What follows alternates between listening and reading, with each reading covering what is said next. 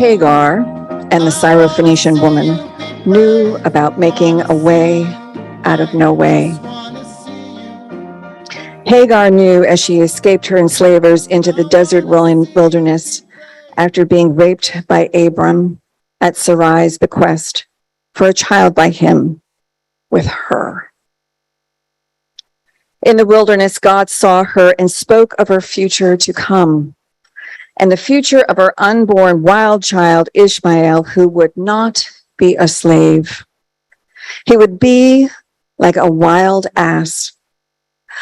I always thought that it was, in the past, I've always read that he would be like a wild ass, as if it was a curse. And I realized, no, it means that he is going to be uncatchable and strong. That he would be defiant to those who might try to put him in his place. In that meeting, Hagar named God El Roi, the one who sees me, and returned to her captors to make a way out of no way until that promised future would come to being. Interestingly, Hagar is the first and only person in scriptures to name God. The Syrophoenician woman made a way out of no way. Desperate to rid her daughter of demons, she approaches the unapproachable Jesus and his disciples for help. They are unapproachable because she is a foreigner, and she is a foreigner in their land. She is a lone woman. She is a Greek and therefore a Gentile. And the disciples urge Jesus to shun her because she isn't of the tribes of Israel. And she dares anyway. She uses her wits to chide Jesus for his narrow-mindedness. Yes, even the children eat the crumbs. Even the dogs eat the crumbs of the children under the table. The Syrophoenician woman fought to make a way out of no way to heal her daughter. And in doing so, she taught Jesus a lesson, another biblical first.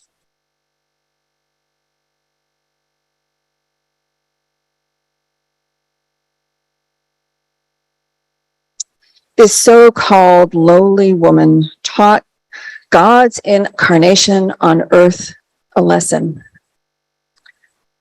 And he changed. He learned that his ministry, God's ministry on earth, was not just for the nation of Israel. Rather, it was for the world. It is for the world. God and Jesus' love and healing powers are for all, even those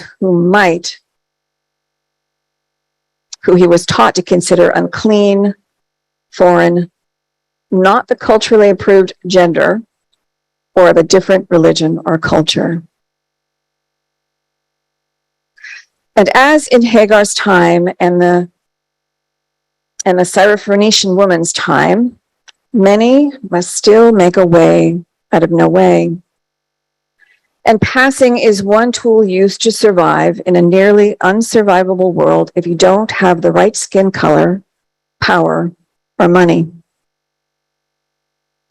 Passing is an age-old expression signifying how a white-appearing Black person passed for a white person in society in order to gather up those privileges denied to Black people, namely employment, property, and social standing, to name a few.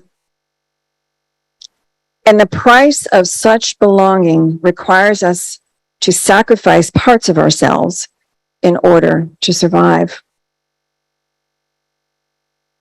I know about passing on several different fronts, and I'll speak to the one about me being as a person of color, being of Black heritage. I have passed for white many times in my life, at times on purpose. I am not proud of that fact. I have successfully hidden my Black heritage by my appearance and by code switching and acting white. I've done it for acceptance, for safety, for employment, for social standing, and sometimes when wanting to be accepted by those I love dearly. I'll tell you a personal story about passing. When I was in my early 20s, before I came out to myself as queer, I dated a white man. I had dated him for 4 years or so when the opportunity arose for me to meet his paternal grandmother who was ailing. Days before traveling to meet her, he asked me a favor from his father. The request was that I not disclose to his grandmother that I was half Black. I was asked this even though she was legally blind. I was asked this just in case she noticed my light brown skin and my curly hair. I wasn't comfortable with the request. Something felt wrong, and I still said yes. I agreed to lie and to pass as a white person. And in retrospect, in that moment, I put something on and I put something away. I put a pack on my back loaded with many things. And it's taken me many years to notice that pack. And it took me even more years to have the courage to open it and to address what was inside of it. What was in this pack? I put their shame in my pack. Their shame about my Blackness, their shame about being in personal and intimate relationship with Blackness. Their fear about what my Blackness might cost them in terms of their belonging in their family of origin. I put the realization that my Blackness excluded me from belonging in most white spaces and in white families. I learned that not all of me was welcome, no matter how bountiful their smiles, their hugs, or showering of gifts. I put my own shame in that pack too. Shame that I was Black, shame that I sold my dignity for acceptance into a family, shame that I was not deemed worthy enough by people, and especially by my boyfriend, to accept and defend this vital essence of my being to his family. I consented to put away joy in who I was. I agreed to put away pride about the people I sprang from. And with that joy and pride, I also put away gifts that sprang from them. Dignity, creativity, joy, the capacity to belong. Pieces of my soul, pieces of what makes me passionately me.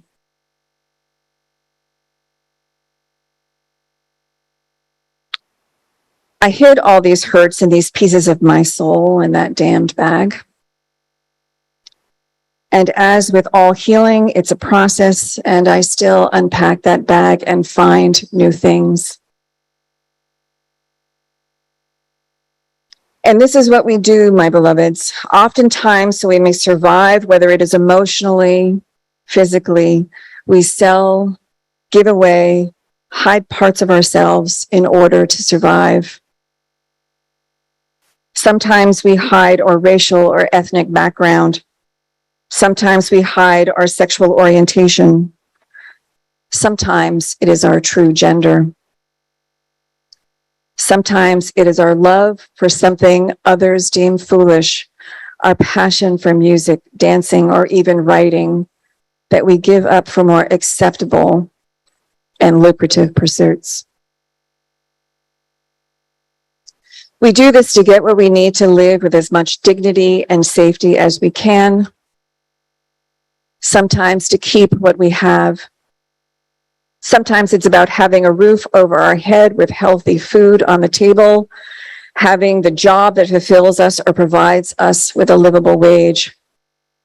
Sometimes it is to receive what we crave, the approval of those we love, or the sanction of those who have power over us. I learned from womanist theologians like Dolores Williams and Renita Weems that there is no shame in making a way out of no way.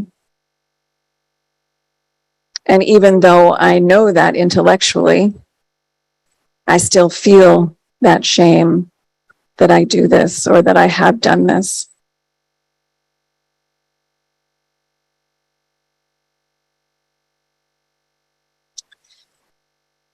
And I return back to Dolores Williams, and that she taught me that El Roi, the God who sees me, is the same God who saw Hagar and sees me in this struggle. That God sees and cries out against the injustices that we endure. Jesus cried out against injustices when he walked on the earth, and it was only until he met the Syrophoenician woman that he understood that Jesus the human and Jesus the Christ understood that all of us are in our struggle, and he makes room for us and for our struggle and for our healing. So how can we heal from the wreckage that making a way out of no way inflicts upon us? I offer one way to you now, and it's risky, and I believe it's a risk well worth taking. I invite you to reach behind you and find your pack. Each of us has one. Each of us has passed for something we are not in our lives. Each of us have done things we are not proud of to survive. Each of us have hidden gifts in that bag. It doesn't matter what color you are. It doesn't matter how much money you have. You have a pack too. This is not the work of a lone wolf. Healing from such hurts are the work of the beloved community. Together, we can uncover and pack those things that keep us from being the glorious beings that God made us to be. I believe that when we beheld the beauty of God woven into our sinew, that we spark a fire within, capable of shifting those systems that require so many to pass for what they are not.